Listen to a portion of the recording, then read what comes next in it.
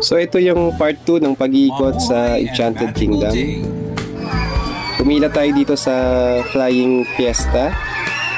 Yan, so kitang-kita natin na nag-i-enjoy yung mga nakasakay dito. At syempre, pagkatapos natin pumili dyan, syempre sumakay din tayo dyan.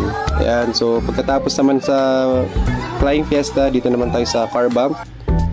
Yan, nandyan pa rin sila Sir Felix and Sir Reynaldo, kasama na natin dyan. Yan, pumila na kami rito. Ang kasunod na sinakyan namin ay ang Jungle Log. Yan, tinitignan natin kung paano ba yung magiging senaryo ng pagsakay natin dito at kung saan mahuhulog ang ating sasakyan dito. Kagaya ba ito ng pagkahulog mo sa kanya? Char! At ayun na nga, malapit na tayo dito sa pagsakay sa Jungle Log. Yan, kasama natin ang ating mga ibang nakapila na sasakay din dito. At syempre, hindi rin makakumpleto ang ating experience kapag hindi natin sinubukan ang Space Shuttle dito sa Enchanted Kingdom. Kasama na natin ang ating mga naggagandahan na mga co-teachers. Yan, ang sex bomb dancer na pinangungunahan ni Ma'am Arlene at ni Ma'am Tets. Yan, so pagkatapos natin dyan, syempre, lakad na tayo, papunta tayo sa Rio Grande.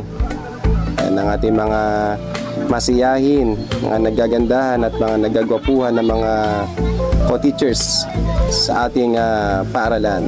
Hawak na ni Ma'am Arlene ang mapa. Ang hinahanap namin dito ang Yamashita Treasure. Hindi, joke lang. Hinahanap namin dito ang entrance sa punta rito sa Rio Grande. At dahil natagpuan na namin kung saan ang entrance, no, so sumakay na rin tayo dyan. At of course, no, 10 out of 10 ang experience namin dito sa Rio Grande. Ganoon din sa kabuuan ng mga rides dito sa Enchanted Kingdom.